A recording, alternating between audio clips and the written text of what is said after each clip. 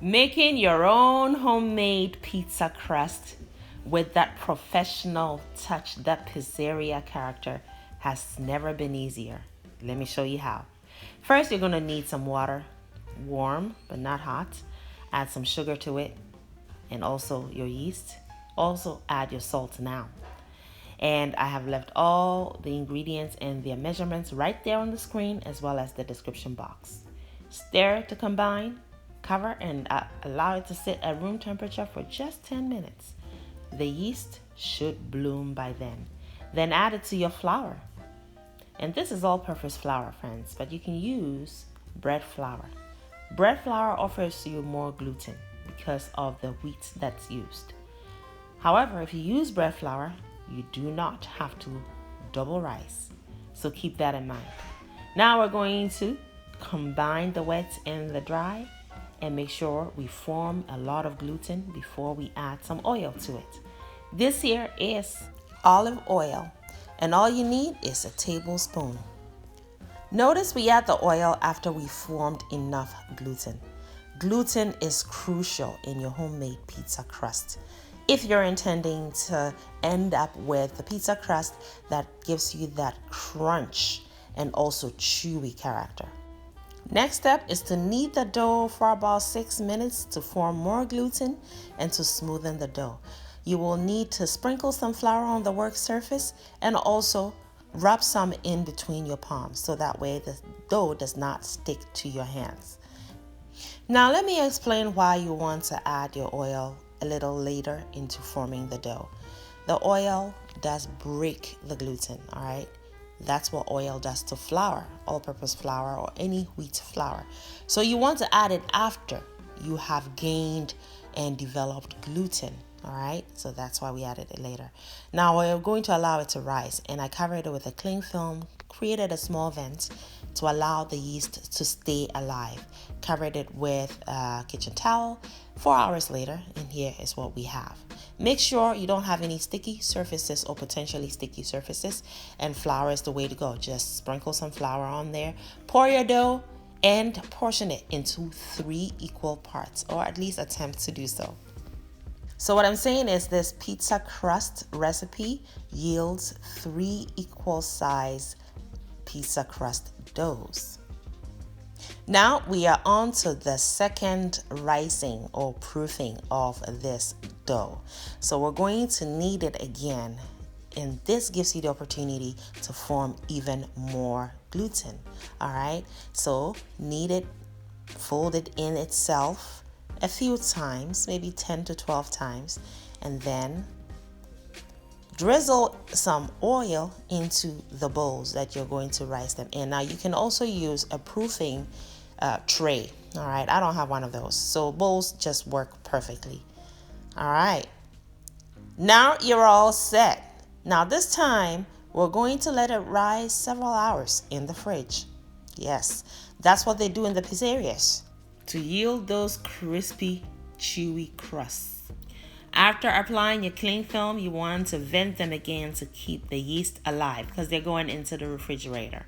Cover it with your kitchen towel. Set them in there overnight. So the temperature in the fridge will prevent the yeast from developing a sour taste and also will allow the dough to rise steadily and slowly so that the next day it should double rise and be ready for use. So on the next day, you should have some flour on your work surface or on your pizza slider. Also, rub the flour in your hands to prevent anything from sticking. And then you're going to make a fist and go into the middle of that dough and start spreading the dough just like that. Now at this point, you get to decide how thick or thin you want your pizza crust to be, all right? I like it just there. All right, and my children like it thick. So just however you want to treat it, it's really up to you. No big deal there. And after spreading the crust, you want to lift the dough and lay it on 2 fists. So make a fist with both of your hands.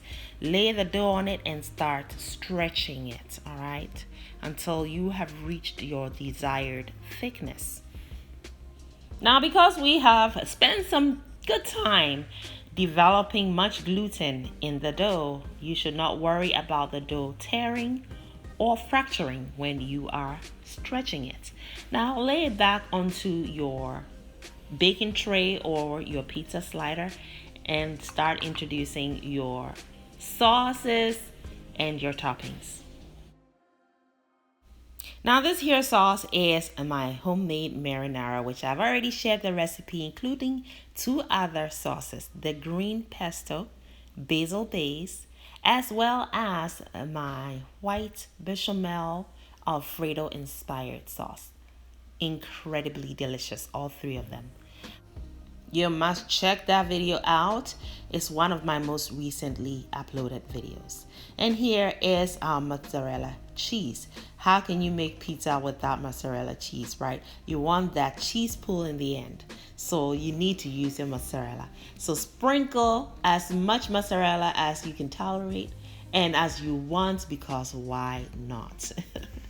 And then at this point too, you must have all your toppings lined up. And this is where you get to tap into that creative self of yours. Go crazy. That's all allowed, and that's absolutely okay. I have sprinkled on some dry oregano because I really want that pizza essence.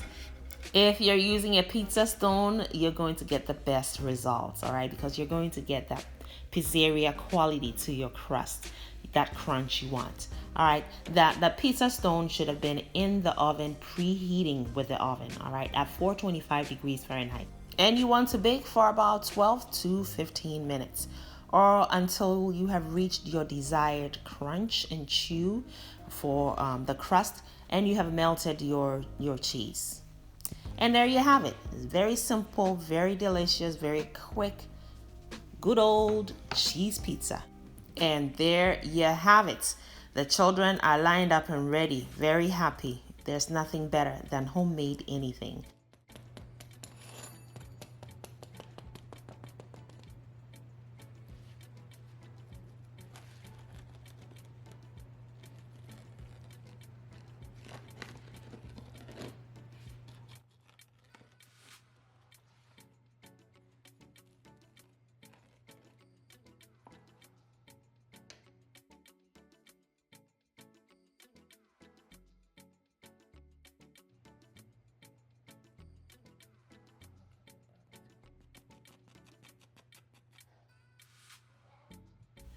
Yes, this pizza crust promises, you see those holes? Yes. You get the chew and you get the crunch. Perfect, friends, and easy to make. I certainly hope this inspired you to make your own pizza crust. The best crust is always made at home, friends. Thank you for watching. Make it a great day and have fun, especially in that kitchen. Thank you, beautiful person, for watching the video all the way to the end. Kindly leave me a comment and subscribe down below, and don't forget to share the video as well. Also, watch more videos. It is chop time, and here in Anaba's kitchen, chop time is always yes, friends. So pull up a chair. We are all friends and family here.